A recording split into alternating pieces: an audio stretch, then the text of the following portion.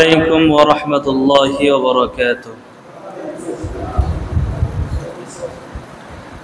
نحمده ونصلي على رسوله الكريم أما بعد، فقد قال الله تعالى في كلامه المجيد وفي فرقانه الحميد: أعوذ بالله من الشيطان الرجيم، بسم الله الرحمن الرحيم. ما سلككم في سقر قالوا لم نك من المصلين ولم نك نطعم المسكين وكنا نخوض مع الخائضين وكنا نكذب بيوم الدين صدق الله العظيم. আল্লাহ পাক রব্বুল আলামিনের দরবারে শুকরিয়া যে আল্লাহ তাআলা আমাদেরকে আজকের এই মোবারকময় মজলিসে আমাদেরকে এসে কিছু দিনই আলোচনা শোনার তৌফিক দান করেছেন। এজন্য সকলেই মহান রবের দরবারে শুকরিয়া আদায় করি, আলহামদুলিল্লাহ। দুনিয়াতে আমরা সকলেই সফল হতে চাই, সফলতা অর্জন করতে চাই, কিন্তু আমাদের সফলতা কোন জিনিসের মধ্যে রয়েছে এটা অনেক সময় আমরা তালাশ করি না। আমাদের সফলতা এক একজনের কাছে সফলতা এক এক জিনিস। কারো কাছে সফলতা এস্টাবলিশ হওয়া, কারো কাছে সফলতা ব্যাংক ব্যালেন্স করতে পারা, কারো কাছে সফলতা একটা সরকারি চাকরি করা। এক একজনের কাছে সফলতা এক এক জিনিস। কিন্তু আল্লাহ পাক রব্বুল আলামিন বলতেছেন, ফামান যুহজিহা আনিন নারি ওয়া উদখিলাল জান্নাতা ফাকাদ ফাজ।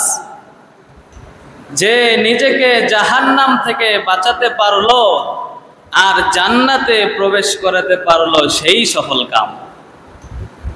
তাহলে মূল সফলতা হচ্ছে নিজেকে জাহান্নাম থেকে বাঁচানো আর জান্নাতে প্রবেশ করানো।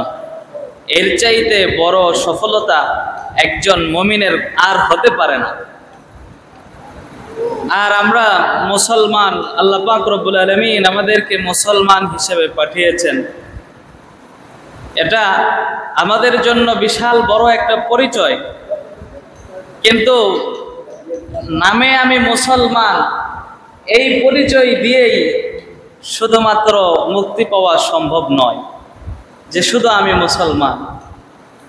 আল্লাহ তাআলা বলেন সূরা আনকাবুতের মধ্যে, আহাসিবান নাসু আইয়ুতরাকু আইয়াকুলু আমান্না ওয়া হুম লা ইফতানুন। মানুষেরা কি মনে করে আইয়াকুলু আমান্না, আমি ঈমান এনেছি, এই কথা বলবে আর তাকে ছেড়ে দেওয়া হবে? ওয়া হুম লা ইফতানুন, অথচ তাকে পরীক্ষা করা হবে না। এটা কি মানুষেরা মনে করে? আবার আরেক আয়াতে আল্লাহ তাআলা বলতেছেন যে মানুষেরা কি মনে করে তারা জান্নাতে প্রবেশ করবে, জান্নাতে ঢুকে যাবে, অথচ তাদের পূর্ববর্তী জাতির উপরে যেই সমস্ত পরীক্ষা এসেছিল এই জাতীয় পরীক্ষা এখনো তাদের কাছে আসে নাই।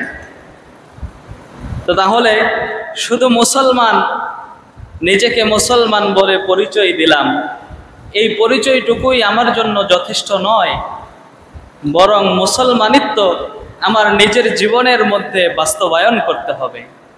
আমাকে খাঁটি মুসলমান হতে হবে। আল্লাহ তাআলা বলেন, ইয়া আইয়ুহাল্লাযীনা আমানু দুখুলু ফিস-সিলমি কাফা। হে ঈমানদারেরা, তোমরা পরিপূর্ণ ইসলামে প্রবেশ করো। শুধু নামেই মুসলমান নয়, বরং আমার জীবনের শুরু থেকে শেষ, আমার ব্যক্তি জীবনে, আমার পারিবারিক জীবনে, আমার সামাজিক জীবনে সকল জায়গায় ইসলামকে বাস্তবায়ন করতে হবে। তাহলেই মুসলমান পরিচয় আমার জন্য কাজে আসবে। তো কিয়ামতের দিন আল্লাহ পাক রব্বুল আলামিন যে সমস্ত মানুষদেরকে জাহান্নামে দিবেন, এদের মধ্যে কিছু মানুষ এমনও থাকবে যে যারা নিজেদেরকে মুসলমান বলে পরিচয় দিত, কিন্তু তাদের জন্য ফয়সালা হয়ে গিয়েছে জাহান্নাম। জান্নাতীরা ওই সমস্ত মুসলমানদেরকে জিজ্ঞাসা করবে যারা মুসলমান পরিচয় দেওয়ার পরেও জাহান্নামে চলে গিয়েছে। আল্লাহ তাআলা কোরআনুল কারীমের মধ্যে বলেন, মা সালাকাকুম ফি সাকর। যে যেই সমস্ত মানুষ নিজেদেরকে মুসলমান পরিচয় দেওয়ার পরেও তারা জাহান্নামে চলে গেল, এদেরকে জান্নাতীরা জিজ্ঞাসা করবে, মা সালাকাকুম ফি সাকর, কোন জিনিস তোমাদেরকে জাহান্নামে নিয়ে এসেছে? দুনিয়াতে তুমিও মুসলমান ছিলে, আমিও মুসলমান ছিলাম, আজকে আমি জান্নাতে বসবাস করতেছি, কিন্তু তোমার বসবাসের জায়গা জাহান্নাম। কোন জিনিস তোমাকে জাহান্নামে নিয়ে এসেছে? তো চারটা বদ গুণের কথা আল্লাহ তাআলা কোরআনুল কারীমের মধ্যে উল্লেখ করেছেন। এই বদ গুণগুলো যাদের মধ্যে থাকবে, মুসলমান হওয়া সত্ত্বেও তাদের জাহান্নামে যেতে হতে পারে। তো জাহান্নামীরা সেদিন জান্নাতীদেরকে জবাব দেবে, যেই সমস্ত গুনাহের কারণে আজকে তারা জাহান্নামে গিয়েছে। এক নম্বর তাদের স্বীকারোক্তি হবে, ক্বালু লাম নাকু মিনাল মুসাল্লিন, দুনিয়াতে আমি মুসলমান ছিলাম কিন্তু মুসল্লি ছিলাম না। দুনিয়াতে আমার পরিচয় ঠিকই মুসলমান ছিল, কিন্তু নামাজি ছিলাম না, নামাজ পড়তাম না। তো যেই মুসলমান নিজেকে মুসলমান দাবি করা সত্ত্বেও নামাজ পড়ে না, তার জন্য তো শুধু মুসলমান পরিচয়টুকুই জান্নাতে যাওয়ার জন্য যথেষ্ট হবে না। এক হাদিসের মধ্যে এসেছে যে মুসলমান আর কাফেরের মধ্যে পার্থক্যই হচ্ছে নামাজ। যে মুসলমান নামাজ পড়ে আর কাফের নামাজ পড়ে না, এটাই পার্থক্য। এই হাদিস থেকে শুধুমাত্র হানাফি মাযহাব ছাড়া অন্য অন্য মাযহাবের ইমামগণ বলে থাকেন যে ফরজ নামাজ যে ইচ্ছাকৃতভাবে ছেড়ে দিল সে কুফরি করল। এই জন্য নামাজ আমাদেরকে গুরুত্ব সহকারে আদায় করতে হবে। তিরমিজি শরীফের হাদিসে এসেছে, আউয়ালু মা ইউহাসাবু বিহিল আবদু ইয়াউমাল কিয়ামাতিস সালাহ, আল্লাহ তাআলা কিয়ামতের দিন সর্বপ্রথম নামাজের হিসাব নেবেন। এই নামাজের হিসাব যার জন্য সহজ হয়ে যাবে, আল্লাহ তাআলা তার জন্য বাকি সকল হিসাবগুলোকে সহজ করে দিবেন। আর নামাজের হিসাবে যে ধরা খেয়ে যাবে, বাকি সকল হিসাব তার জন্য কঠিন হয়ে যাবে। কোন কোন বর্ণনায় পাওয়া যায় যে আল্লাহ তাআলা যখন বান্দার নামাজের হিসাব নেবেন, নামাজের হিসাব যদি সে সঠিকভাবে দিতে পারে, আল্লাহ তাআলা তার আর অন্য কোনো আমলের হিসাব নেবেন না, শুধু নামাজের হিসাবের বিনিময়েই তাকে জান্নাত দিয়ে দিবেন। তাহলে মুসলমান হিসাবে আমাদের প্রথম করণীয় হচ্ছে নামাজের প্রতি যত্নবান হওয়া। 5 ওয়াক্ত নামাজ জামাতের সাথে আদায়ের চেষ্টা করা, কখনো যেন আমাদের থেকে নামাজ ছুটে না যায়, নামাজ যেন কাজা না হয়ে যায়। তো তাদের 1 নম্বর জবাব হবে, লাম নাকু মিনাল মুসাল্লিন, আমরা মুসলমান ছিলাম কিন্তু নামাজি ছিলাম না, নামাজ না পড়ার কারণে আজকে আমরা জাহান্নামে এসেছি। 2 নম্বর, ওয়ালাম নাকু নুতঈমুল মিসকিন, যে আমরা ধনবান ছিলাম, ধনাঢ্য ছিলাম, কিন্তু মিসকিনদেরকে আহার দান করতাম না। ওয়ালাম নাকু নুতঈমুল মিসকিন, যারা গরিব, যারা দরিদ্র, তাদেরকে আমরা কোনোভাবে সহযোগিতা করতাম না। তো এটা মুমিনের গুণ হতে পারে না। হাদিস শরীফের মধ্যে এসেছে, ওয়া আহসিন ইলা জারিকা তাকুন মুমিনান, তুমি তোমার প্রতিবেশীর সাথে ভালো আচরণ করো, তাহলে তুমি মুমিন হতে পারবে। এজন্য ইসলাম হচ্ছে শুধু নিজেই খেয়ে বেঁচে থাকার নাম নয়, বরং আমার আশেপাশের মানুষ কোন অবস্থায় আছে তাদেরও খোঁজ খবর রাখার নাম। বিশ্বনবী সাল্লাল্লাহু আলাইহি ওয়াসাল্লাম বলেন, ওই ব্যক্তি মুমিন হতে পারে না যে নিজে তার উদর পূর্ণ করে ঘুমাতে যায় অথচ তার প্রতিবেশী ক্ষুধার্ত থাকে, সে মুমিন হতে পারে না। আবার আরেক হাদিস থেকে পাওয়া যায় যে যখন তুমি গোশত রান্না করবে, গোশতের ভিতরে ঝোল বাড়িয়ে দিও, প্রতিবেশীকে গোশত দিতে না পারলেও অন্তত একটু ঝোল যেন দিতে পারো। তো যাদের আল্লাহ পাক রব্বুল আলামিন সচ্ছলতা দিয়েছেন, এই সচ্ছলতাকে কাজে লাগাতে হবে এবং যারা দরিদ্র রয়েছে তাদের খোঁজ খবর রাখতে হবে। হযরত আব্দুল্লাহ ইবনে মুবারক রাহমাতুল্লাহি আলাইহি বিশাল বড় একজন তাবিঈ ছিলেন, যিনি অসংখ্য সাহাবীদেরকে সরাসরি সাক্ষাৎ করেছেন তাদের সাথে। আল্লাহ তাআলা তাকে যেমন ইলম দিয়েছিলেন তেমনি আমলও দিয়েছিলেন। আবার তেমনি ধন সম্পদেরও মালিক বানিয়েছিলেন। তো আব্দুল্লাহ ইবনে মুবারক রহমতুল্লাহি আলাইহির একটা ঘটনা, তিনি একবার হজের সফরে যাবেন, নফল হজে যাবেন।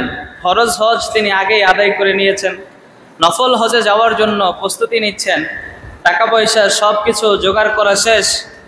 মাত্রই তিনি হজের সফরের উদ্দেশ্যে বের হবেন, এমন সময় তিনি দেখতেছেন তার ছোট্ট একটা বাচ্চা সে কান্না করতেছে। আব্দুল্লাহ ইবনে মুবারক রহমতুল্লাহি আলাইহি তার সন্তানকে জিজ্ঞাসা করলেন, বাবা কান্না করো কেন? তার ছোট্ট সন্তান জবাব দেয়, বাবা আমাদের পাশের বাড়িতে গোশত রান্না হয়েছে, আমি খেতে চেয়েছিলাম আমাকে দেয় নাই, তাই কান্না করতেছি। আব্দুল্লাহ ইবনে মুবারক রহমতুল্লাহি আলাইহি তার সন্তানের কান্না থামানোর জন্য তাকে নিয়ে তার প্রতিবেশীর বাড়িতে গেলেন। প্রতিবেশীর দরজায় গিয়ে সালাম দিলেন। কয়েকবার সালাম দেওয়ার পরে প্রতিবেশী ঘর থেকে বের হয়ে আসলেন। আসার পরে তিনি দেখতেছেন আব্দুল্লাহ ইবনে মুবারক রহমতুল্লাহি আলাইহি তার দরজায় দাঁড়ানো। প্রতিবেশী লোকটা বলতেছেন, হযরত আপনি আমার বাড়িতে এসেছেন, আমি আপনার কি খেদমত করতে পারি? আপনি যদি আমাকে খবর দিতেন আমি নিজেই তো আপনার কাছে চলে যেতাম। আব্দুল্লাহ ইবনে মুবারক রহমতুল্লাহি আলাইহি বলেন, আমি হজে যাওয়ার জন্য বের হচ্ছিলাম, এমন সময় দেখলাম আমার ছোট্ট বাচ্চাটা কান্না করতেছে।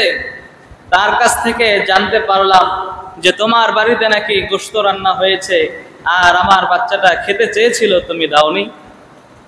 ওই প্রতিবেশী তখন তার চোখের পানি ছেড়ে দিয়ে আব্দুল্লাহ ইবনে মুবারক রহমতুল্লাহি আলাইহিকে বললেন, হুজুর আমার বাড়িতে গোশত রান্না হয়েছে সত্য, কিন্তু এই গোশত আমার আর আমার পরিবারের জন্য খাওয়া হালাল, আপনার আর আপনার পরিবারের জন্য খাওয়া হারাম।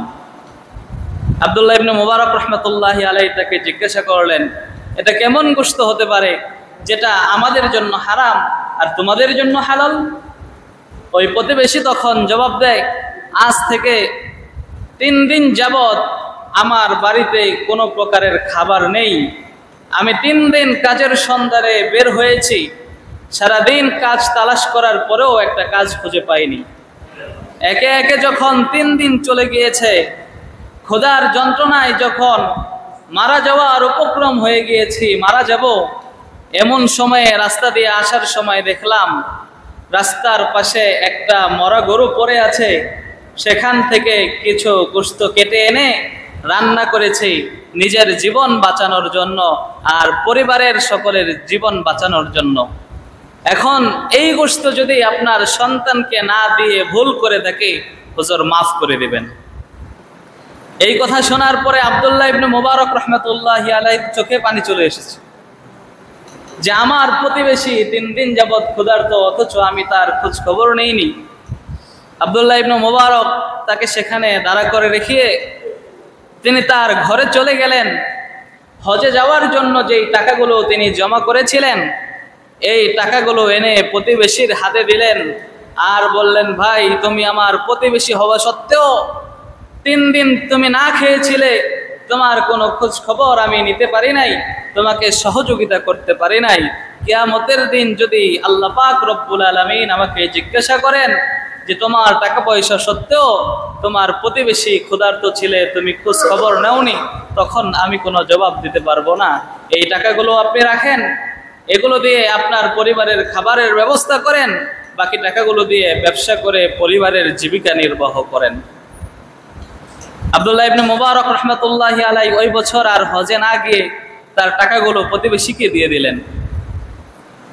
ওই দিন থেকে নিয়ে 40 থেকে 45 দিন পরে আব্দুল্লাহ ইবনে মুবারক রহমতুল্লাহি আলাইহির এক বন্ধু তিনি হজের সফর থেকে ফিরে তার সাথে সাক্ষাৎ করতে এসেছেন।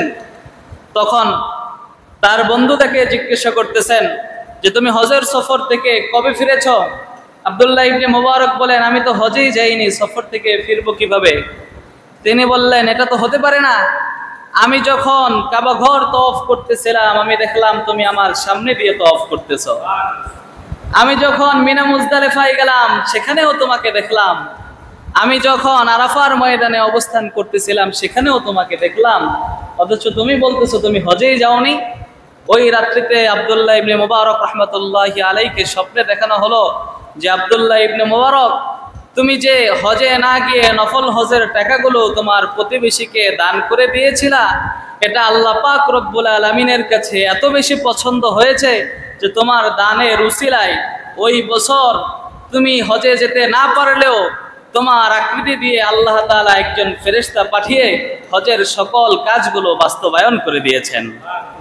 আর তোমার দানের উসিলায় ওই বছরে সকল হাজী সাহেবদের হজও আল্লাহ পাক রব্বুল আলামিন কবুল করে নিয়েছেন। এজন্য নিজে ভালো থাকবো, প্রতিবেশীকে ভালো রাখার চেষ্টা করব, তাদেরকেও খাবার দেওয়ার চেষ্টা করব। 3 নাম্বার যে অপরাধের কারণে মুসলমান হওয়া সত্ত্বেও জাহান্নামে যেতে হবে সেটা হচ্ছে ওয়াকুন্না নাখুদু মাল খায়িরিন। তারা বলবে দুনিয়াতে যারা সমালোচনা করত, গীবত করত, আমরাও তাদের সঙ্গে সমালোচনা করতাম। 4 নম্বর ওয়াকুন্না নুকাযযিবু বিয়াউমিদ্দিন, আমরা কিয়ামত দিবসের ব্যাপারে সন্দেহ পোষণ করতাম, বিশ্বাস করতাম না। এই 4টা অপরাধের কারণে আমরা জাহান্নামে এসেছি।